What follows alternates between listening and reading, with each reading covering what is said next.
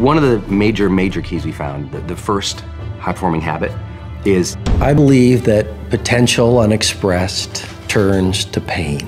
Remember that day that you sat there and were furious and pissed off all day over something that you couldn't control? Why'd you waste that day? Want to be happy? Build a life, not just a business. Living that believing life. Out here living that believing life. Every day we living that believing life. Hustle like we living that believing life. Living life, yeah, so we grinding it out. Every single day we be grinding it out. Hustle like we living that believing life, oh. That believing life, oh. Hey, it's Evan Carmichael, and this channel was created to help you overcome the #1 challenge that is holding you back, a lack of belief in yourself. You watch these videos because you know there's something more inside you too. You've got Michael Jordan level genius at something. So today, let's live your best belief life and learn the success routines that you must follow. Enjoy. Okay, let's kick it off with rule #1. Have a good morning ritual with Oprah Winfrey. Every morning, I prepare myself for the day. So I listen to some form of either a spiritual song, or I read some kind of spiritual passage. I read something called The Bowl of Sake, which is written by a Sufi master, or I'll read a daily word. And then I meditate. And I do a gratitude journal. And whether I'm doing it electronically or whether I'm, writing in my little journal that I don't carry the journal around if I'm going to be on long extended vacations, because once I left the journal in a hotel, and God only knows what you could sell that for. So I don't do that. But I keep some form of spiritual practice where I remind myself daily of where I've come from. Rule #2, work on your soul with Robin Sharma. I believe that potential unexpressed turns to pain. And when we are born, we're born as children into awe and wonder. Adults are nothing more than deteriorated children. But as we leave the perfection of childhood, where we're intimate with our gifts and our talents and awe and wonder, our parents, doing their best, say, you want to be an astronaut? Be practical. And then we go to school and we say, well, I want to be a rock star and I want to be an actor and I want to be Jay Shetty when I grow up.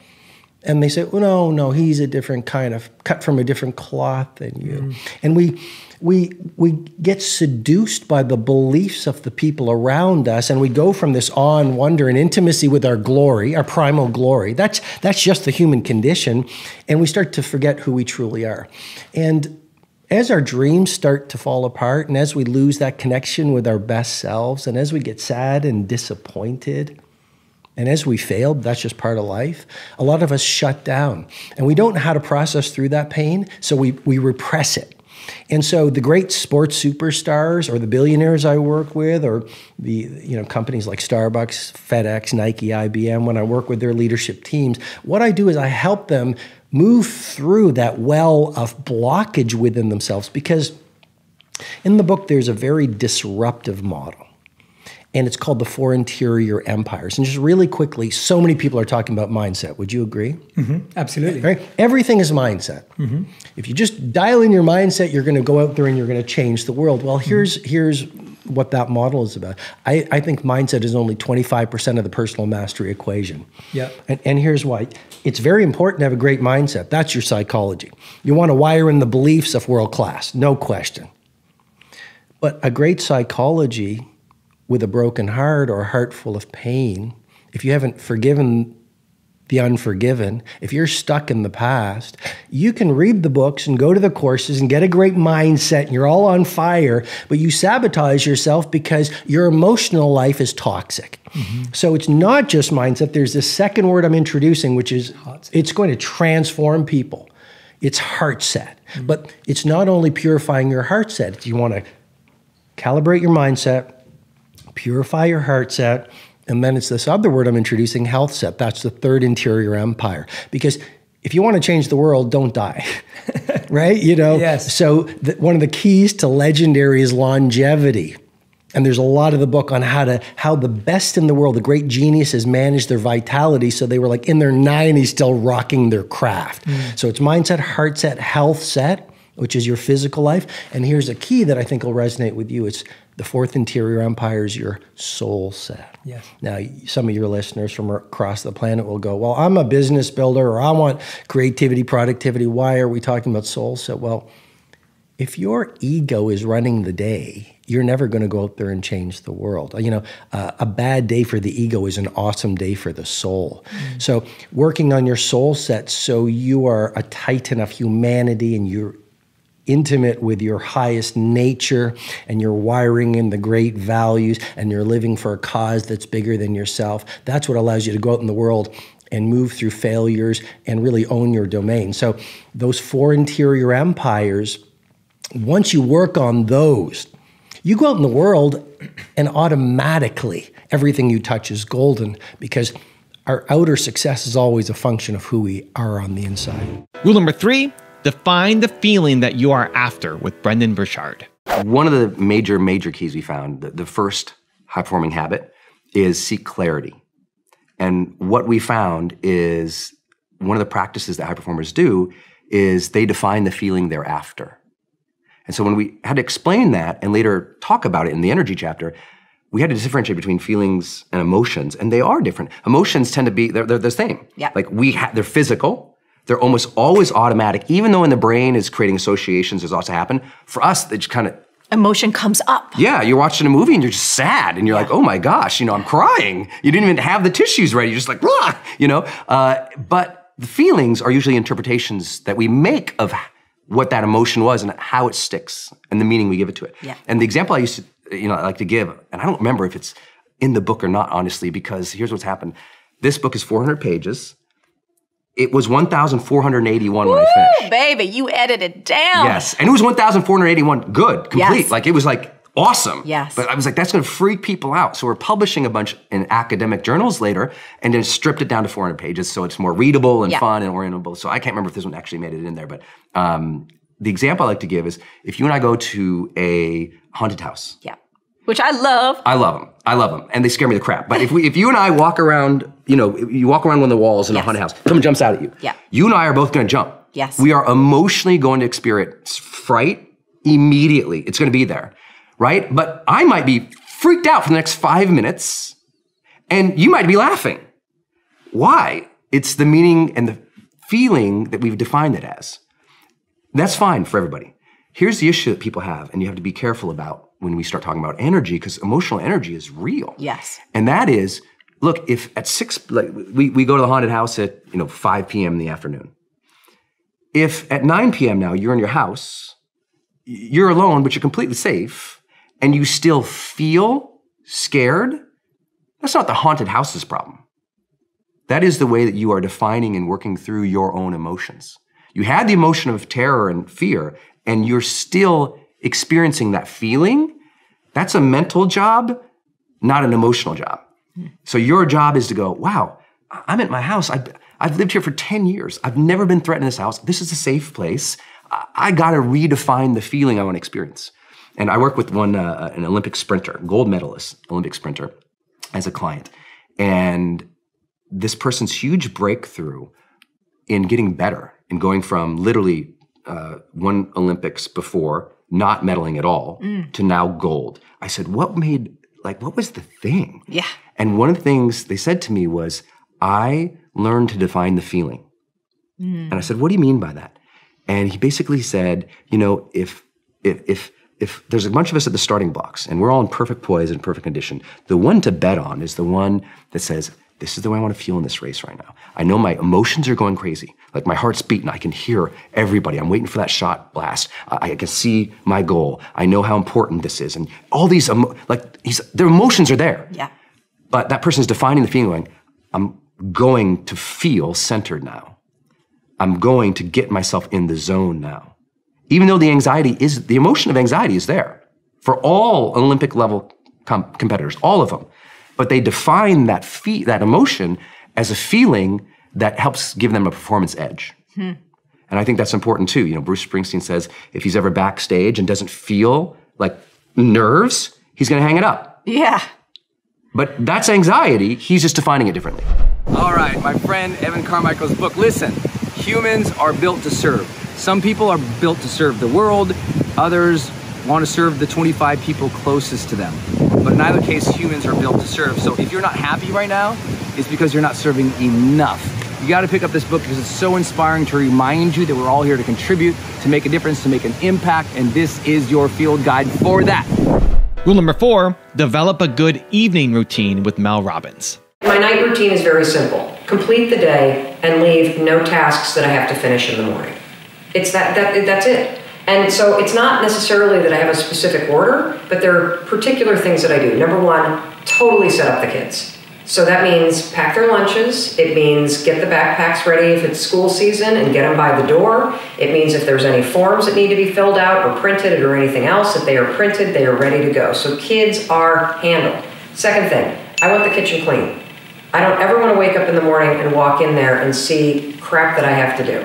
I don't want dishes in the sink. I don't want things on the counter. And so I make sure that the kitchen is clean, that the counters are cleared off, and that there is nothing I need to do in the kitchen because it will distract me in the morning. I will feel guilt. I will feel obligated to get that done. Third thing that I do is I tend to set out the stuff for breakfast.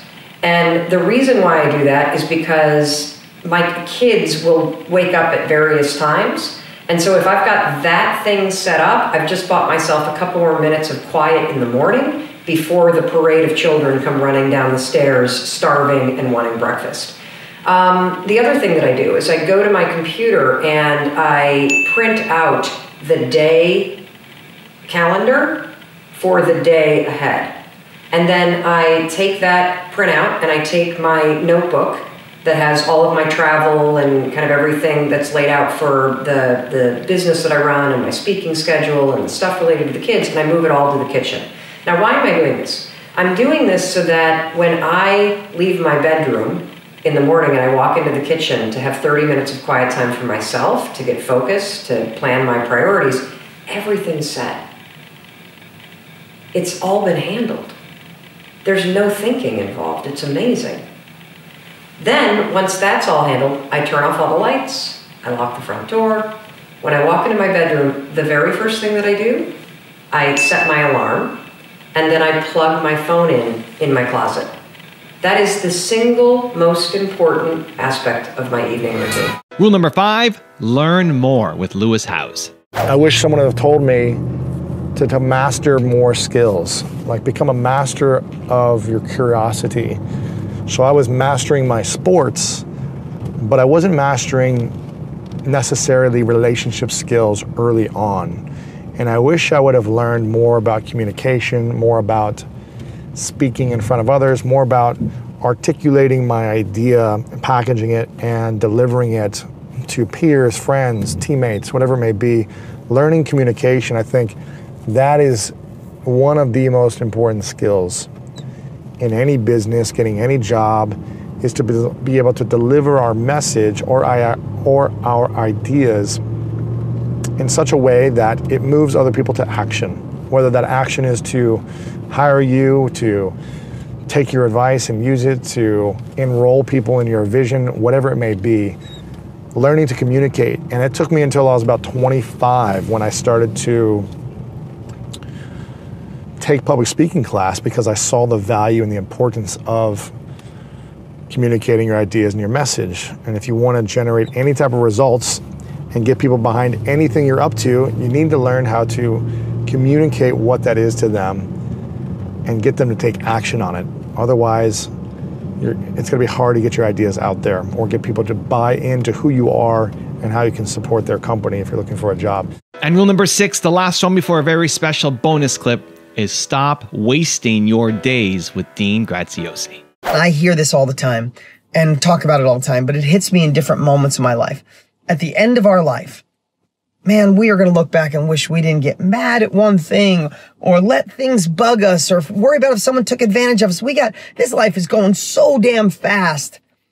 And maybe that's because of the age I'm at now. I see how quick it's going. I'm going to be 50 this year when I'm recording this, and I'm like, wow, how did I get to 50? It went like that. So I got another 50 years left, it's like, and that's if everything goes right. And man, What if I look back in my life and I was at the end of it and I looked back and said, oh, remember that day that you sat there and were furious and pissed off all day over something that you couldn't control? Why'd you waste that day? So I want to ask you, why are you wasting any days? Especially on things people probably have taken advantage of. People probably hurt you in the past. But if you want the millionaire success habits to go to another level, the same habits that'll bring your joy, abundance, happiness, wealth, prosperity all together, let it go. Let it go. You might never get the apology. You might never get I'm sorry. You may never get the money back. You may never get what you deserve. But that's okay, because it'll come someplace else. Remember karma. It's not about getting back from what you gave. Just give everywhere, and all of a sudden someone taps you on the shoulder, and behind you, without you even know it was coming, comes the perfect relationship, comes the perfect business partnership, comes the money, comes the company. And the more we can remember that, the more we can practice it on a regular basis, the more success you'll have in your life. Now I've got a special bonus clip that I think you're gonna enjoy. But before that, it's time for the question of the day. I wanna know, what was your single biggest takeaway from this video? And what is your specific plan of action for the next week? When you just watch a video and get motivated by it, you have a 35% chance of following through. But when you get motivated and then create a specific plan of action, you have a 91% chance of following through. That's what we do here, Believe Nation. We get motivated, but then we do something about it. And when you commit to other people, you increase your chances even further of following through. So, what was your biggest takeaway from this video? And then what is your plan of action around it for this week? Put it down in the comments below, because I want to celebrate you. As time has gone on, I've become less and less a fan of goal setting. And I love the idea of quarterly goals over annual goals, over decade-long goals, because the timeline is shorter. And why I'm less a fan of goal setting is because the more you're actually growing, the less likely you're actually able to predict where you're going to be. So I really hate 10-year goals, 5-year goals, 10-year goals. If you think about where you were 5 years ago, think about who you were 5 years ago. 5 years ago, look at the calendar. 5 years ago from today, in the past, who are you? You think that person could predict where you would be 10 years ago? 10 years ago, I just started my YouTube channel. I had a couple videos up. 10 years ago, I said I'd never want to write a book. 10 years ago, I wouldn't imagine that I'd be here. I'd be here and making videos for a YouTube channel with 300 million views in Puerto Rico because Brendan Burchard invited me to his mastermind group to speak on stage in front of all these successful entrepreneurs. I wouldn't have predicted that, like with zero accuracy. And same thing for you. 10 years ago, you had no idea that you'd be here. Not if you're growing. And this is the big caveat. Not if you're growing. Like, if you can predict with accuracy where you're going to be in 10 years, you can hit it, but it's just way small compared to what you could have done, and it means that you haven't grown in the past decade. And so that's my main beef against goals. And having shorter goals, having numeric goals can be great. Can be great. Like, I want to get 10 million subscribers on my main YouTube channel. That's a good goal. But if I set that as my 10-year goal and that's the only thing I'm going to do, then it's wrong, because probably in 3 years I should jump off and go do something else, right? I've been fortunate that I've been doing YouTube for 10 years and I still love it. It's still amazing. But chances are your 10-year plans, you should jump off in year 2 and go do something else, because that thing is actually better for you because you've grown as a person. So at least it's great, the advice that instead of annual goals, set it down to quarterly goals, because goals are still helpful. They're still good to kind of track your progress, to know that this video did better than that video, that this customer brought in more money than this customer, that are you doing enough actions to go and get the business that you want. Those are great. But as a macro thing that's leading your decisions, I think the longer you stretch it out, the worse it actually is.